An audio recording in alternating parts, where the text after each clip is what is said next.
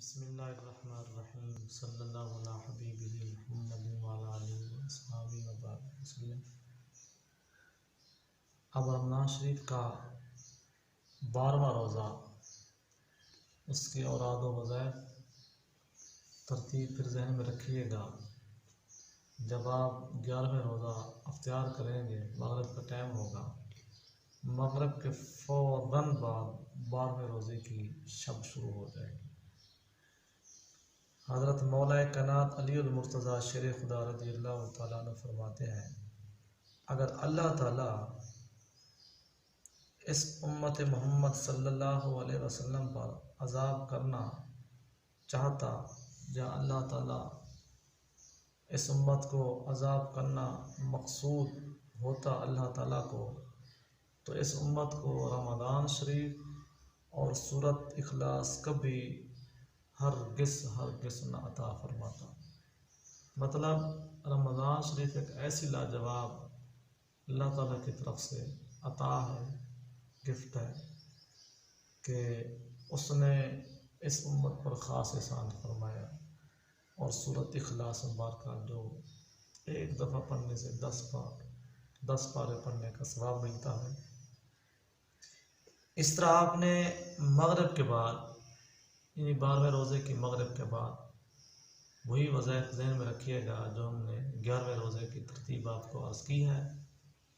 हाँ, एक बात और भी ज़हन में रखें, जो अव्वाबीन है, नमाज अव्वाबीन, जिस तरह फ़र्ज़ नमाजें 5 हैं, इस तरह नवाफिल नमाजें भी 5 हैं। इशराक, चाश्त, ज़िवाल, अव्वाबीन, तहज्जुद। अव्वाबीन का जो टाइम है वो नमाज मगरिब के फ़ौरन बाद है। यहाँ तक कि बातचीत करने की भी परमिशन नहीं है, यानी नमाज फ़र्ज के फ़ौरन बाद 2 सुन्नतें पढ़ने, 2 सुन्नतों के बाद 6 नवाफिल पढ़े अवाबीन के, एक दुगाना करके, तो उसको 12 साल अपना 20 साल की इबादत का सवाब भी आया है। तो अवाबीन जो है ना, वो पढ़ना ना भूलिएगा, यानी मतलब काफ़ी फजीलत है ये। गालिबन 20 साल भी आए हैं, 12 साल भी आए हैं, उसकी फजीलत है। अल्लाह वालों की तरतीब में आप कर दूँ कि 6 नवाफिल आप पढ़ेंगे। पहली रकात में कुल या अय्युहल काफिरून, दूसरी रकात में सूरत नस्र यानी इज़ा जा नस्रुल्लाह।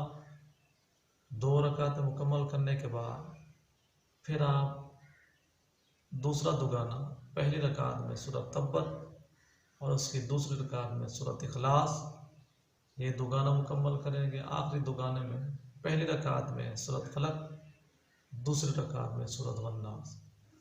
ये वो तरतीबें हैं जो आपको बड़ी मुश्किल से किताबों में मिलेंगी।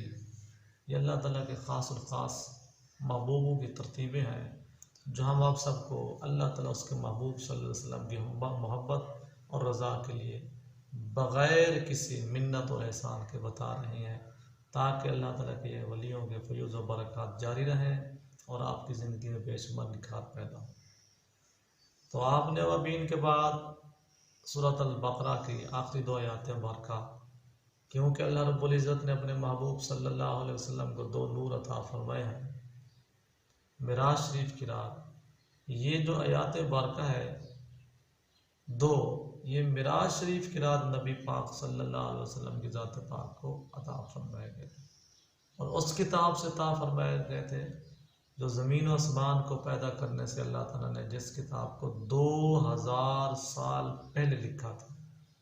ज़मीन और आसमान पैदा करने से पहले एक किताब लिखी थी 2000 साल पहले, उसमें से अल्लाह ताला ने ये 2 आयतें नबी पाक सल्लल्लाहु अलैहि वसल्लम को अता फरमाई।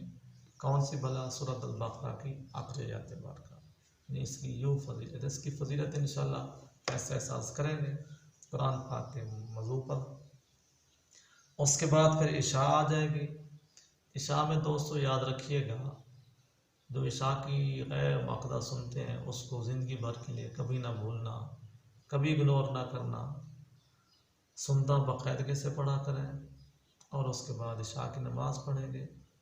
इशा की नमाज के बाद तरावियाँ पढ़ेंगे और तरावियों के बाद दुआए कर्ब व मुसीबत पढ़ें।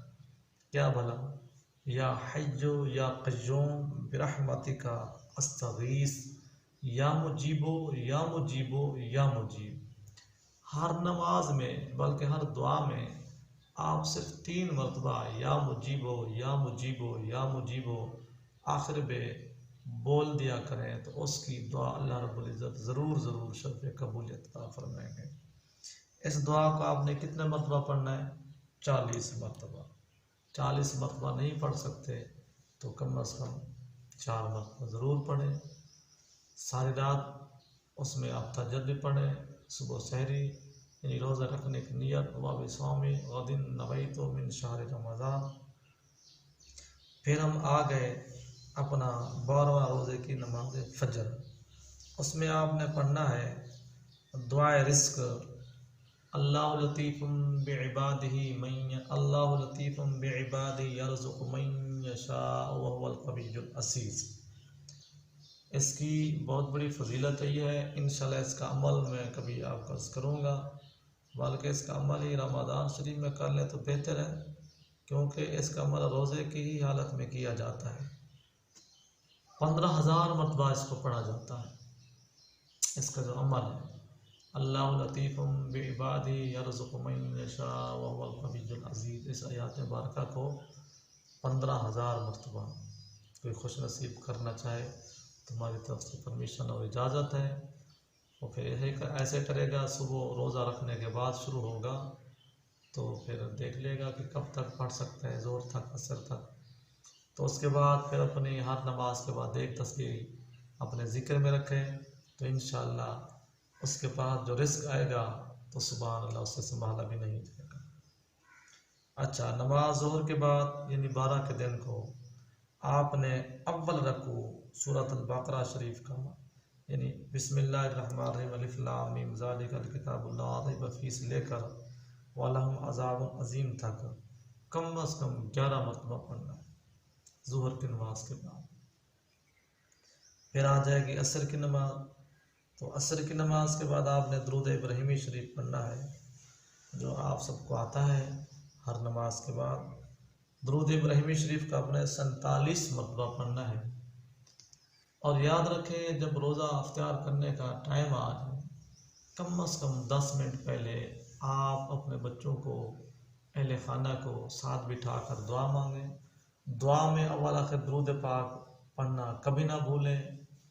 तो जो दुआ मांगोगे अल्लाह रब्बुल इज़्ज़त उसको ज़रूर शर्फ़ कबूलियत अता फरमाएंगे।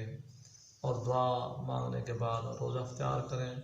कोशिश करें नमक के साथ या खजूर के साथ, फजीलत ज़्यादा खजूर के साथ ही है, बल्कि खजूर के साथ रोज़ा अफ्तार करने से इंसान के अंदर जो सारे दिन की कमज़ोरी, नकात, सुस्ती, कैली हो चुकी होती है, इसमें कुदरती तौर पर अल्लाह ताला ने ऐसी ताकत अता की है कि वो सारी आपकी वो कमज़ोरी दूर हो जाएगी। कम अज़ कम 1 दाना या 3 दाने खजूर के ताकत। और उसमें नियत जो रोज़ इफ्तार करने की होती है, अल्लाहुम्मा इन्नी लका सुमतु व बिका आमनतु व अलैका तवक्कलतु व अला रिज़्क़िका अफ्तर। ये नियत से आपने 12 रोज़े का अपने इफ्तारी करनी है। और फिर वही मगरिब के और रात वज़े जो हमेशा ऑलवेज़ पढ़ने वाले हैं उसको भी, बाकी जो उस दिन के साथ रिलेटेड है 12 के, वो भी अर्ज़ कर दिया। अल्लाह ताला हमको अमल की तौफ़ीक़ अता फरमाए।